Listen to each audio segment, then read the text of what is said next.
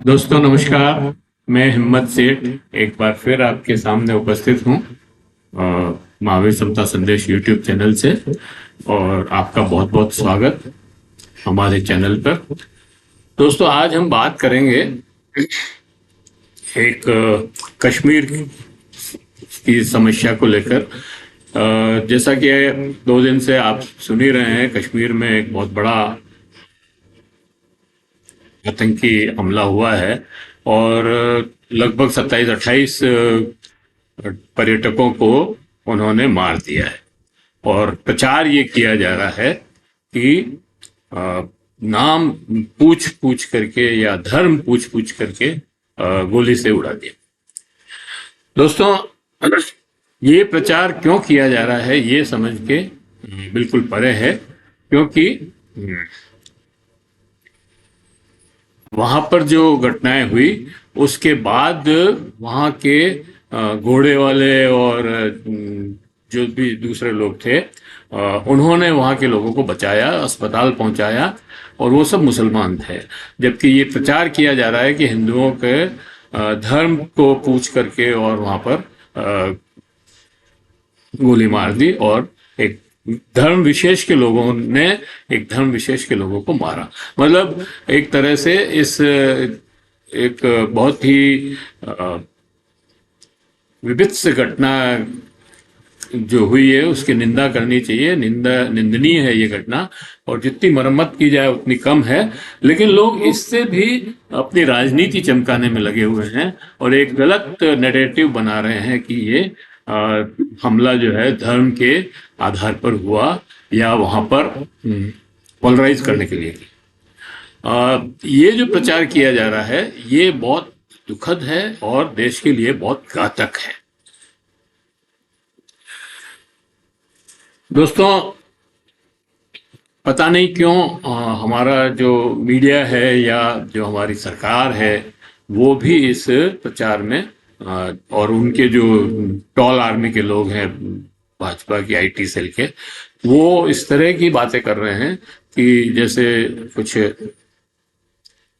बहुत ही गलत हो गया। गलत तो हुआ ही है, इसमें कोई दो राय नहीं है, लेकिन ये नैरेटिव बनाना कि हिंदू मुसलमान, वो बहुत गलत है।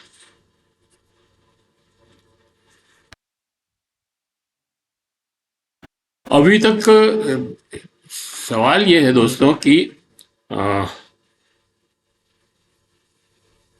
मैं इस सवाल को उठाऊं और बात करें अपना आगे इस कश्मीर समस्या पर जो घटना हुई है उसके ऊपर और उसके कारणों पर।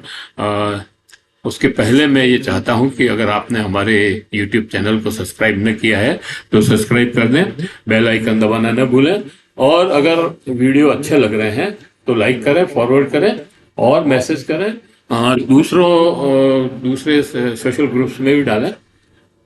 कमेंट बॉक्स में जाएं, कमेंट लिखें, सुझाव दें, और आपके कमेंट और सुझाव हमें और बेहतर करने की ओर अग्रसर करेंगे। दोस्तों अगर आपने हमारे YouTube चैनल महावीर समता संदेश को सब्सक्राइब न किया है तो जरूर सब्सक्राइब कर लें, क्योंकि हम कुछ गंभीर विषयों पर बात करते हैं और उसके समाधान खोजने की कोशिश करते हैं। तो इसलिए हम चाहते हैं कि ज्यादा से ज्यादा लोग इसको देखें, और आपका सब्सक्राइब करना और लाइक करना हमें और ज्यादा प्रोत्साहित करता है। तो दोस्तों हम बात कर रहे थे कश्मीर में जो कल आतंकी हमला हुआ उसकी, और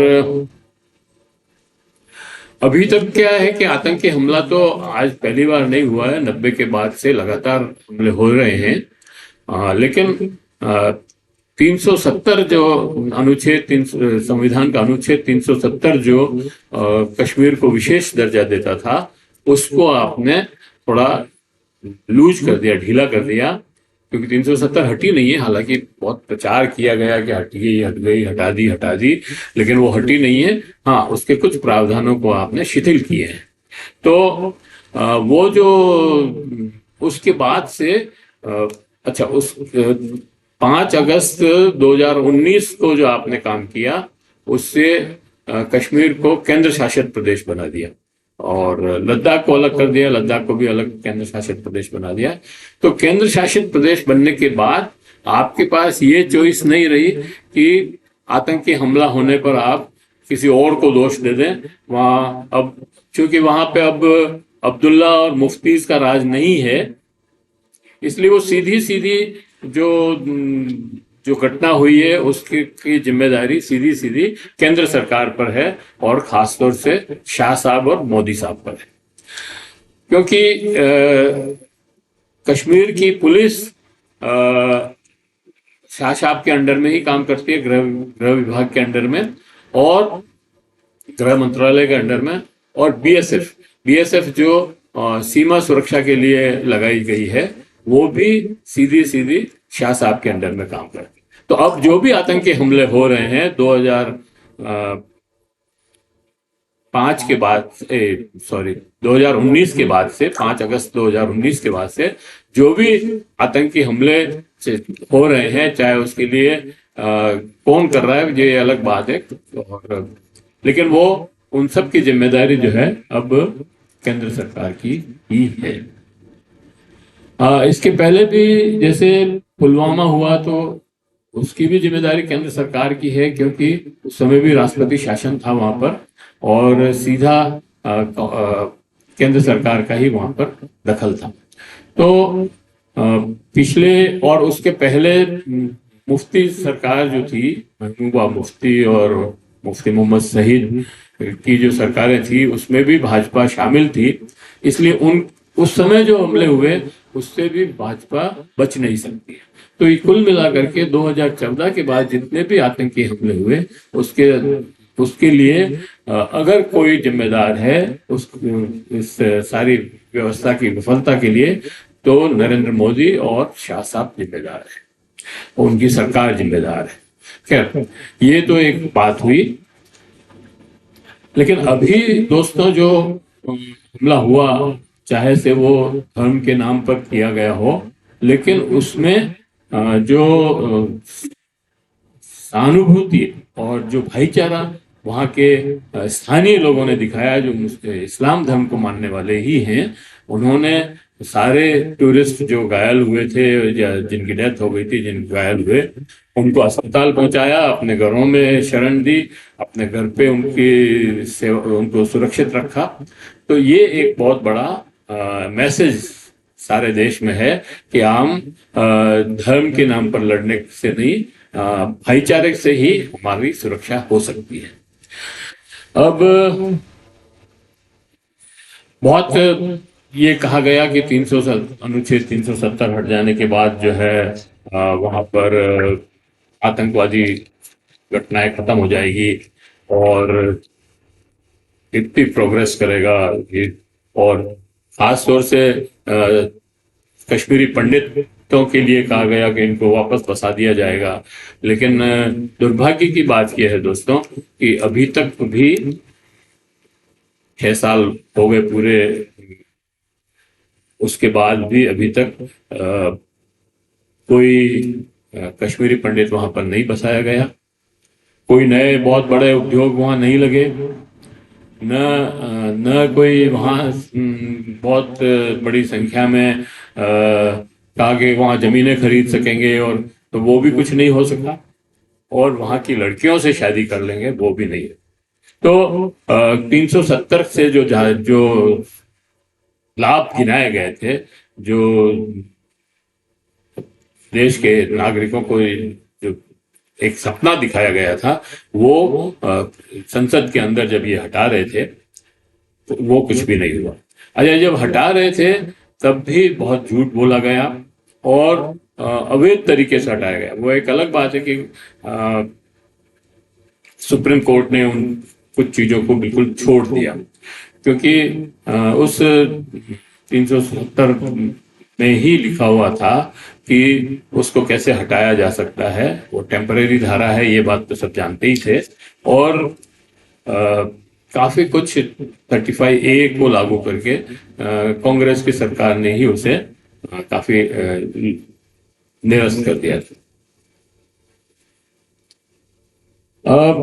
अब ये है कि हमें, मतलब ये प्रोपेगेंडा तो सब चलता ही रहेगा, और हमें लगता है कि हमारी सरकारों ने, चाहे वो कांग्रेस की सरकार हो, चाहे भारतीय जनता पार्टी की सरकार हो, चाहे मुफ्ती की सरकार हो, चाहे उनकी अब्दुल्ला की सरकारें हो या बख्शी की सरकार हो, सब ने कश्मीर समस्या को एक गलत तरीके से देखा है, उसको समझने की कोशिश ही नहीं की है।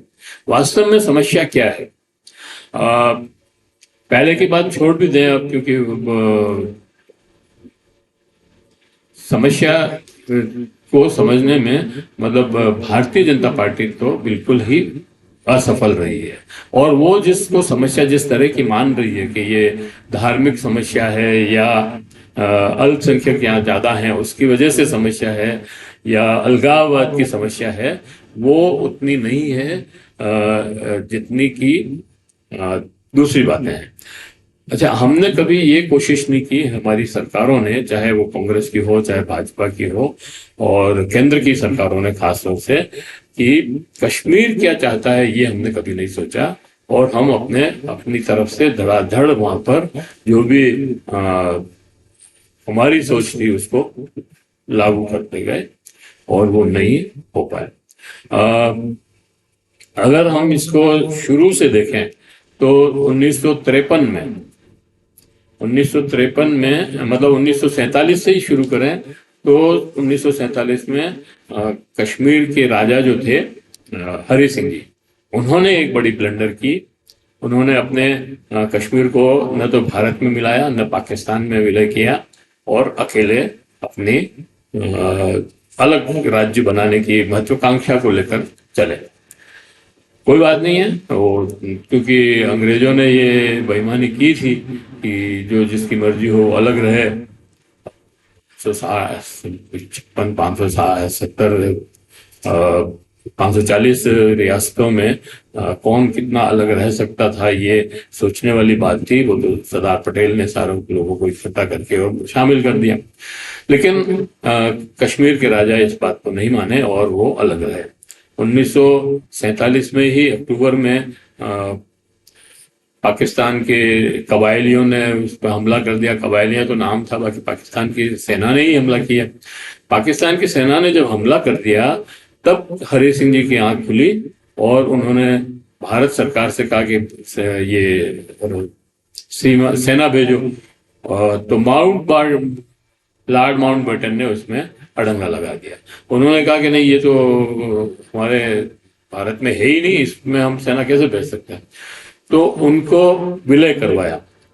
विलय पत्र पर भी उसमें लिख दिया माउंटबेटन ने कि इसको जो है बाद में, अभी तो ये मतलब हम टेम्परेरीली कर रहे हैं, लेकिन और 3 शर्तें उसमें और लगा दी कि इन 3 शर्तों के साथ हम विलय कर रहे हैं।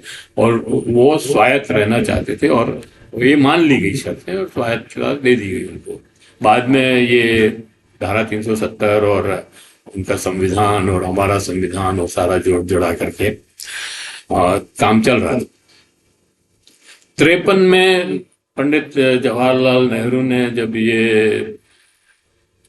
श्यामा प्रसाद मुखर्जी ने वहां पर जाकर के आंदोलन किए कश्मीर में, मतलब तो शेख अब्दुल्ला को हटा दिया सर कुर्सी से, और उनकी एक कांग्रेस की कठपुतली सरकार गुलाम मोहम्मद बख्शी को जो है वहां चीफ मिनिस्टर बना दिया। तो इससे भी मतलब ट्रस्ट डेफिशिएंट हुआ, मतलब विश्वास में कमी आई। कश्मीरियों में और भारत में जो समस्या है वो सबसे बड़ी विश्वास की कमी की समस्या है। तो वो उस 53 में और ज्यादा बढ़ी। फिर 64 के अंदर या 65 के अंदर जब भी कश्मीर में इंदिरा गांधी आई, उसके बाद ही शायद ये समझौता हुआ, इंदिरा गांधी के और शेख अब्दुल्ला के बीच में समझौता हुआ, और वो जो है उनको फिर चीफ मिनिस्टर बनाया गया। 77 में वहां चुनाव हुए और कहते हैं कि वो बिल्कुल निष्पक्ष चुनाव हुए। पहले भी हुए थे चुनाव तो, लेकिन वो बिल्कुल निष्पक्ष चुनाव हुए। उसमें शेख अब्दुल्ला जीत के आए, उन्होंने सरकार बनाई, लेकिन बाद में उनकी डेथ होने के बाद फारूक अब्दुल्ला उनकी जगह मतलब मुख्यमंत्री बने। अब फारूक अब्दुल्ला की सरकार को कांग्रेस ने राजीव गांधी के दबाव में एक्चुअली गुल मोहम्मद शाह की सरकार बनवा दी वहां पे, जो इनके दामाद फारूक अब्दुल्ला के बहनोई थे उनकी, और उनको मतलब नेशनल कॉन्फ्रेंस से तोड़ करके 12 विधायक तोड़ करके कांग्रेस ने समर्थन दे करके और वहां उनकी सरकार बन गई। इससे ट्रस्ट डेफिशिएंट और बढ़ा, इससे विश्वास का संकट और बढ़ा, और फिर ज्यादा दिन वो चल नहीं पाए तो राष्ट्रपति शासन लगा, और फिर 87 में वापस चुनाव हुए और उसमें कांग्रेस ने शेख अब्दुल्ला को समर्थन दे दिया और दोनों ने मिलकर के वहां सरकार बना ली। और 90 में एक्चुअली 89 में चूंकि वीपी सिंह की सरकार आ गई थी तो वहां पे जगमोहन जी को जो है वो बना के राज्यपाल बना के भेजा उन्होंने, और उसी समय ये आतंकवाद शुरू हुआ ही था और कश्मीरी पंडितों को का पलायन शुरू हो गया। कश्मीरी पंडित उनके पास गए और उन्होंने कहा कि भाई हम हमारी सुरक्षा करो, हम ये हमारा देश है, हम इसको छोड़ के नहीं जाना चाहते हैं, हमारी मातृभूमि है। लेकिन उन्होंने कोई इसका रिस्पॉन्स नहीं दिया और उन्होंने कहा कि हम अभी सरकार जो है सुरक्षा करने में सक्षम नहीं है, आप जो है अपना देख लो।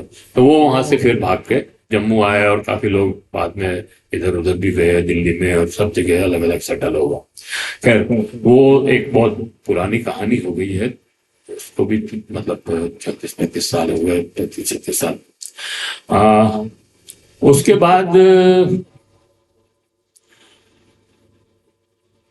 भाजपा की सरकार आई 97 में, 97-98 में। तब भाजपा और बीजेपी के समझौता हो गया। वहां पे फारूक अब्दुल्ला की सरकार थी और उमर अब्दुल्ला यहाँ केंद्र में मंत्री बन गए।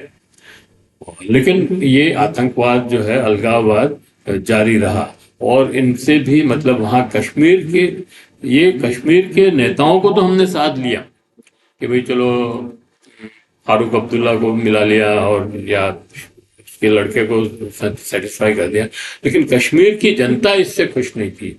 और फिर वहां पर 2010 में मनमोहन सिंह जी ने कुछ कोशिश की कश्मीरी पंडितों को वहां कोई योजना भी बनाई बहुत अच्छी, और उन्होंने वहां मकान बना करके देने की और वहां नौकरी पे लगाने की और सारी योजनाएं बनी, लेकिन वो सब कुल मिला करके बहुत सफल नहीं हो पाई। और 2014 में नरेंद्र मोदी सरकार आ गई। अब नरेंद्र मोदी सरकार आने के बाद क्या हुआ कि वहां पर चुनाव हुए, चुनाव में मुफ्ती और नरेंद्र मोदी की सरकार मतलब भाजपा की सरकार बनेगी। लेकिन एक अविश्वास का संकट उस सरकार में भी था और कश्मीर के नागरिकों में तो था ही। उसके चलते वहां पर आतंकवाद नहीं रुका, आतंकवाद तो और फैलता गया, वहां आतंकी घटनाएं होने लगी और बड़ी फिर हमने मतलब उसको इस सारी समस्या को एक अलग रूप दे दिया। अलग रूप इस तरह से दे दिया कि हमने बातचीत बंद कर दी, न पाकिस्तान से बात करेंगे, न कश्मीर से बात करेंगे, कश्मीर के लोगों से बात करेंगे, न अलगाववादियों से बात करेंगे, किसी से कोई बात नहीं करेंगे और बंदूक का जवाब तोप से देंगे। ये बिल्कुल खुल्लम खुल्ला अपनी नीति बन गई और कहा गया कि एक मारेंगे तो 10 लाएंगे। हालांकि ऐसा कुछ नहीं कर पाए और ये नीति बिल्कुल फेल हुई है जो इन्होंने बनाई। और बाद में ये 370 हटाना और ज्यादा महंगा पड़ा, मुश्किल हुआ। 5 साल तक वहां पर 6 साल तक राष्ट्रपति शासन रहा और कोई चुनाव नहीं हो पाए। 2 मतलब टेरिटरी बना दी, जो एक अपने कश्मीर और एक लद्दाख वालों ने पहले बहुत समर्थन किया था, बहुत विश्वास जताया था कि चलो हम अलग हो गए, अब हमारे पर कश्मीर की दादागिरी नहीं चलेगी। लेकिन थोड़े ही दिनों में उनको पता लग गया कि हम उल्टा और ज्यादा फंस गए हैं। और वहाँ वांगचू और ये जो लोग थे, इन्होंने पर्यावरण के नाम पे और बहुत सारे आंदोलन किए। और अभी पिछले साल ही दिल्ली में मिलने आए वो अपनी यात्रा लेकर के, तो उनको गिरफ्तार कर लिया गया, जेल में डाल दिया, लेकिन उनसे कोई बातचीत नहीं। तो इस तरह की सारी घटनाओं को देखा जाए तो मुझे हमें लगता है अभी भी, जैसे ये जो घटना हुई है उसके बाद नरेंद्र मोदी साहब ने वहाँ मीटिंग करी, फिर एरोड्रम पे अपनी यात्रा छोड़ करके आए। इधर शाह साहब जो है कश्मीर गए, वहाँ रेड कारपेट पे घूम रहे थे, और कहा गया कि हाई लेवल मीटिंग कर रहे हैं जिनके खुद के लेवल बहुत कमजोर हैं, बहुत लो लेवल हैं, जिनके दिमाग में मतलब बहुत नैरो हैं, सोच बहुत नैरो है, वो हाई लेवल मीटिंग नहीं कर सकते। तो कुल मिलाकर के ये हुआ कि ये जो 5 चीजों पे उन्होंने एक अपना वो दिया है कि भाई हम वीजा नहीं देंगे किसी को, और सिंधु घाटी का पानी, सिंधु नदी का पानी रोक लेंगे, इससे उनको इकोनॉमिक थ्रेट एक तरह का, और भी कई चीजें ऐसी 4-5 चीजें बताई गई है। लेकिन मैं कहना चाहता हूं कि ये घोषणा पहले भी की है, पहली बार नहीं हुई है। शायद उरी का हमला हुआ था, या पठान ये पुलवामा का हमला हुआ, तब भी ये घोषणा की थी कि हम सिंधु नदी का पानी रोक लेंगे, लेकिन आज तक नहीं रोक पाए और नहीं रोक पाएंगे। अभी हमारा पानी 20% पानी, मतलब 80% पानी सिंधु नदी का अकॉर्ड में उनके पास है, पाकिस्तान को यूज कर सकता है, और 20% हमारे को यूज करना है। हम वो 20% भी नहीं कर पा रहे हैं, और पाकिस्तान जा रहा है पूरा 100% पानी। तो हम अगर वो एक डैम बना करके पानी को 20% पानी को रोकने का भी काम कर लें तो बड़ी बात होगी। लेकिन हम घोषणावीर हैं, हम घोषणा कर देते हैं कि सिंधु पानी का, तो एक बार लोगों को आप मूर्ख बना सकते हो, बार बार नहीं बना सकते। तो इस बार भी अभी आपने ये कहा कि कश्मीर नॉर्मलाइज हो गया है और देखो कितने टूरिस्ट आ रहे हैं, और ये है, वो नॉर्मलाइज आपकी पुलिस और सेना की वजह से हुआ था, और वो मौके की तलाश में थे। आपने जैसे ही वहां से थोड़ी सेना कम की, और क्या हाल हुआ है देख लीजिए।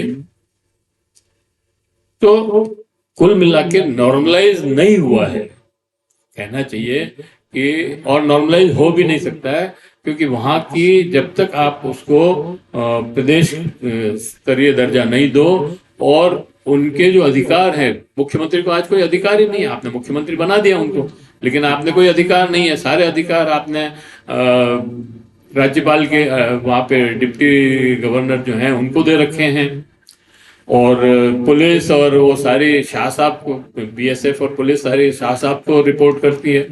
तो कैसे होंगे नॉर्मलाइज? आपको पता कैसे लगेगा कि नॉर्मलाइज हो गया? शाह साहब के दिल्ली में बैठे रहने से और वहां पे कह देने से कि नॉर्मलाइज हो गया, नॉर्मलाइज नहीं हो सकता। तो ये सारी चीजें हैं, और सबसे बड़ी बात यह है कि इस समस्या का जो समाधान है वो दिल्ली में बैठ करके नहीं हो सकता है। आपको कश्मीर के लोगों से बात करके ही इसका समाधान करना पड़ेगा। कश्मीर क्या चाहता है, कश्मीर के लोग क्या चाहते हैं, उनसे जब तक आप बात नहीं करेंगे, वहां की चुनी हुई सरकार को आप अधिकार नहीं देंगे वहां के लोगों के काम करने की, तब तक कैसे नॉर्मलाइज हो सकता है? तो और ये धर्म का सवाल नहीं है इसमें। धर्म का मतलब समस्या ये धर्म से जुड़ी हुई है ही नहीं, न ये धर्म समस्या 370 से जुड़ी हुई है। भाजपा ने जो सबसे बड़ी गलती की वो ये की कि इसको ये 370 की समस्या मान लिया। 370 समस्या है ही नहीं।